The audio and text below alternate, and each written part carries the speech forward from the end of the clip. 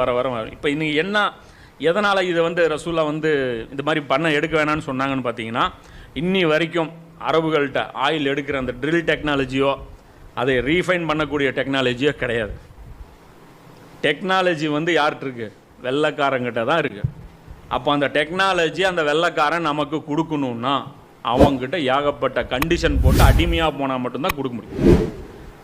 அப்போ அத்தனை கண்டிஷன் போட்டால் சமுதாயத்துக்கு நல்லதா கெட்டதா? பாதிப்பு தான். இன்றைக்கி வந்து ஈரான்கிட்ட அறிவு இருக்குது, அது சில நாடுகள் இருக்குதுன்னு வச்சுக்கோங்க, முஸ்லீம் நாடுகளில் சில நாடுகள் இருக்குது. இப்போ அவன் தனி நாடாக பிரித்து போயிட்டான். பிரிவினை வந்து ஒரு மிகப்பெரிய ஒரு பலவீனத்தை வந்து முஸ்லீம்களுக்கு ஏற்பட்டுருச்சு. இதே வந்து 57 நாடுகளும் ஒன்றாக இருந்து பிரியாத ஒரு சூழ்நிலை இருந்துச்சுன்னு வைங்க, அப்போ ரசூலா இந்த உத்தரவு நமக்கு சொல்லியிருக்க மாட்டாங்க. எது?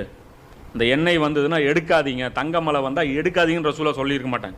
அந்த தங்கமலை எடுத்து நல்லபடியாக பயன்படுத்துங்க, இப்படி தான் சொல்லியிருப்பாங்க.